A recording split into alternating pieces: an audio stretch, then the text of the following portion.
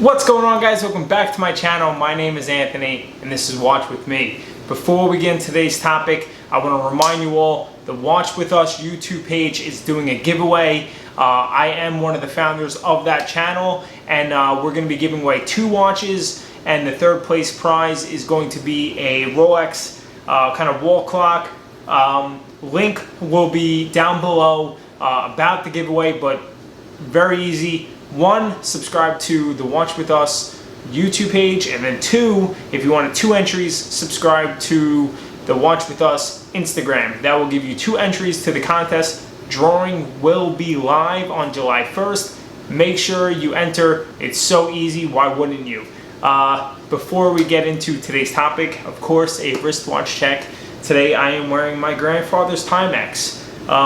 Definitely the cheapest watch I have in my collection, but probably the most meaningful watch I have in my collection. So decided to wear it on this beautiful Sunday afternoon, and gonna be talking about the honest review of the Patek Philippe 5711 stainless steel blue dial. Let's get into it. Alright, so before we get into today's video, I want to explain what kind of gave me the idea to bring about this review. So for those of you who don't know, I used to own this watch. I owned this watch for around 3 years, and I sold it last year. I was on Instagram today, and I noticed that this watch sold in auction, exceeding the value of $80,000. Now, for those of you who don't know, Patek Philippe had a price increase, and this 5711 brand new goes for around $30,000, maybe a slightly over.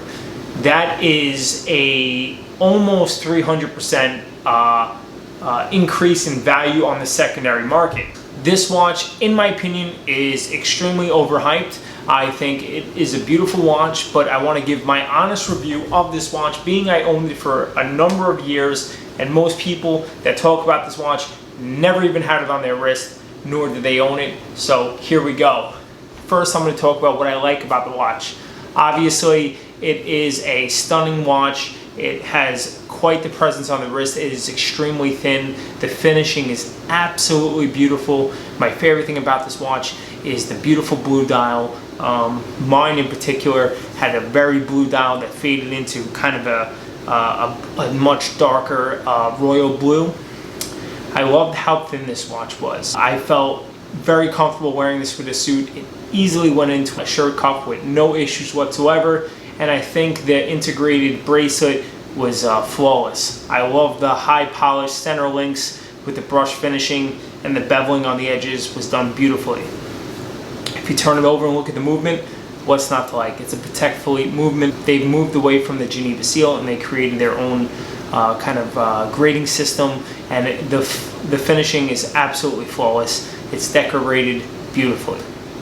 That's going to do it for what I really liked about this watch.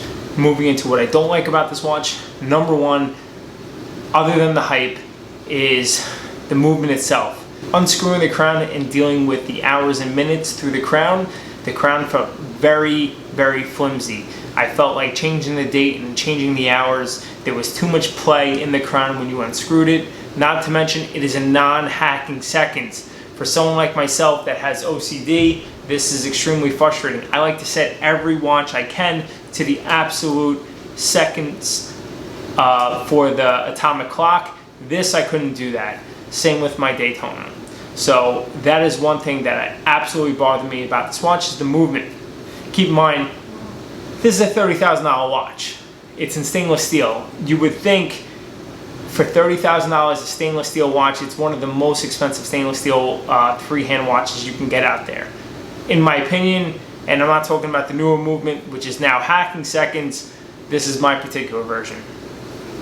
Number 2 is the bracelet. The links are put together with pins, not screws. In my opinion, it cheapens it a little bit. Obviously, these are not like normal pins you would find in like a $200 Seiko watch or a Michael Kors watch. These pins are much better made, but that being said, for $10,000 less, you can go into a Royal Oak and you're getting screws and a much more solid bracelet. Also, comparing to the Royal Oak, the push button system on the deploying clasp on a Royal Oak is a butterfly system, as is the Patek Philippe, but the Patek Philippe isn't a push button system. It's kind of a friction clasp. And I always felt that it was very weak, and I didn't like having to pull up on it to open the clasp. I even heard some stories about some gentlemen wearing the watch and the watch was too tight and it would even pop off their wrist. So that's going to be another thing that I didn't find, too great about the timepiece. This watch is $30,000 for a stainless steel, time only Patek Philippe. Yes, I know it's coming from the top brand in the world, but there is so much hype behind this watch, you really need to take a step back and think about why you're wanting this watch.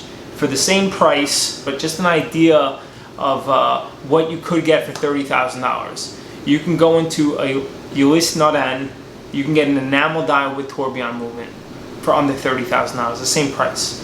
You can get an Audemars Piguet Royal Oak Offshore for under $30,000.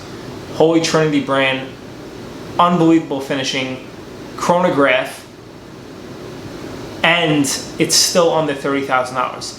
You can get so many amazing watches under $30,000. Most of the watches that I'm talking about as well, you can get without a waiting list. This watch, let's face it, unless you're a VIP or a multi-millionaire, you're not walking into an authorized retailer and getting this watch for retail.